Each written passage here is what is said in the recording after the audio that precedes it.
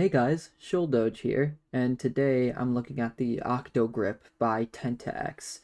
Tenta-X started widely retailing their pads in late 2023 and really rose to popularity in late 2024 after their release of this Octo-Grip pad as well as their glass pad series. This pad is supposed to be their flagship control pad with their own Octo-Grip woven fabric. You can buy the pad on the Tenta-X website, and I got it in purple in the XL size, which is the only size I'd recommend for reasons I will state in the surface section. Onto the surface, showing a macro shot of the weave itself is very unique as I couldn't think of a pad that has a similar weave as the Octo-Grip. It's almost like tentacles, ironically enough, with rows of waves that can catch onto the mouse skates or your skin.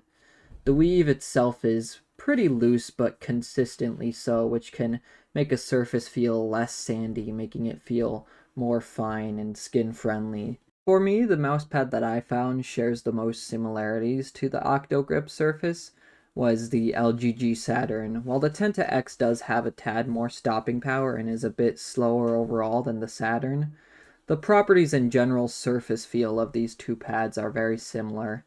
This also goes for the Saturn Pro, as the surface between the Saturn Pro and non-Pro version are the exact same.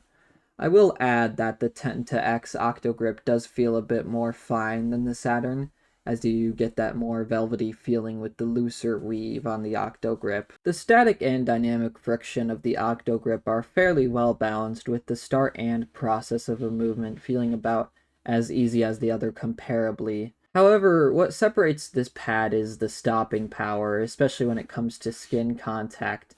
This pad almost feels like it's able to hook into your skin, bringing the mouse to an immediate stop when you press down. This is likely due to the unique surface weave of the pad. Despite this, I find it having a good amount of variability, and I don't find myself struggling in tracking scenarios at all. This is the point where I'll explain why it's a good idea only to buy this pad in a 500 by 500 size, as there's a large differential between the X and Y axis. Normally this would be a hassle, but with their XL square size you can rotate the pad however you like and swap the X and Y axis. For me, I immediately rotated it 90 degrees outside of the box, as normally there's a large differential on the X axis, as the X axis is much more rough. So I rotated it so that the Y-axis is the more rough side. I actually haven't had too many issues with sweat affecting the performance of this pad, which is definitely nice, as one would imagine with the properties of this pad though. It is not at all sleeve friendly, as it easily catches onto the sleeve like a hook on that more rough axis that I mentioned earlier. Unfortunately as well, it does seem to catch debris very easily, but it's not too hard to brush off. Just takes a bit of effort and maybe some tweezers. Onto the base. Giving the specifics, the base is 3.5 millimeters thick, which is 0.5 millimeters than the standard 4 millimeter thick that most pads share. Tenta-X doesn't specify what material the base consists of, instead calling it a Apex grip base, which they describe as being similar to Poron. It does have similar properties to Poron, but as with most other Poron-like bases, it falls behind on the quick rebound that Poron does. Looking at a close-up of the plushness, I would say the base plushness is somewhere around the level of Artisan soft bases, if not a tad softer. As obviously with mentioned before, it is not as quick of rebound with Poron bases that Artisan has. It does a good job at replicating the adherence of Poron though, as it easily stays on my desk without being too sticky overall and giving a concern of it losing its adherence over time. Once again, the rebound is pretty good, but not nearly comparable to the level of a Poron base. Also, despite the pad's thin base, I actually find myself easily able to even out dot skates on this pad, which might be something to keep in mind if you only use dot skates. Moving on to the stitching, it is a nice stitching pattern, but I am personally not a fan of the edges themselves, as the seam between the edge and the surface is well done, but the edges themselves are a bit too loose for my liking, and I feel like they could start to potentially fray over time.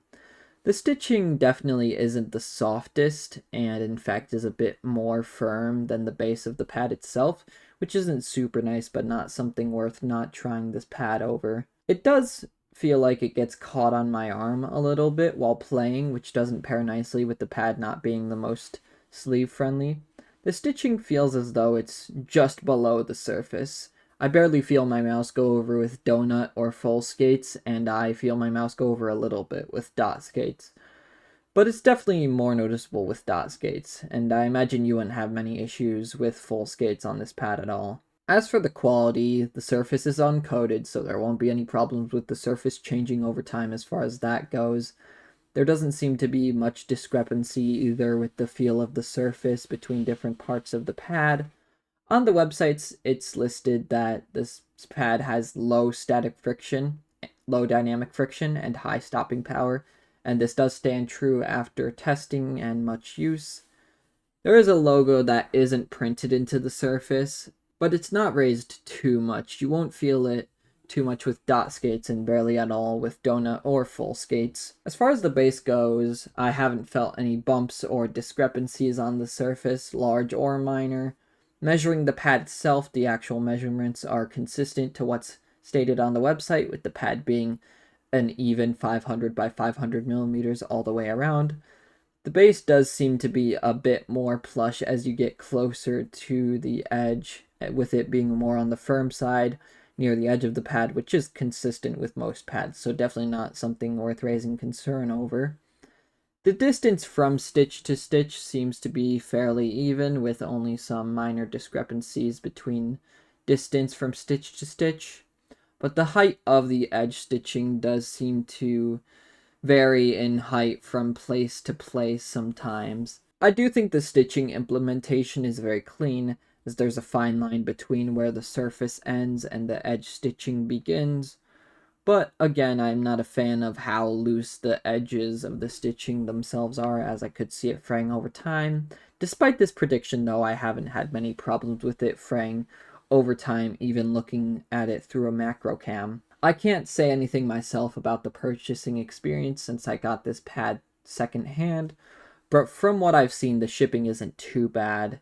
The community surrounding Tenta-X, however, is fairly barren, as looking at the website, the YouTube hasn't posted a video in a while, their Twitter does not exist, and the Discord server only has around 100 members in it total. Looking at the price, this pad totals up to around $60 with shipping at the XL square size, which is a bit more on the expensive side, but as such a large size and with such good quality, I think it's worth the money. Not a must purchase or a bargain by any means, and I would say it's about at Artisan level, if not just a slight notch below Artisan level. It does come nicely packaged in a flat envelope-like box, similar to Artisan's pads with their logo on the box. It did not come with any other accessories, but I would say it's still worth the price, but not a bargain by any means.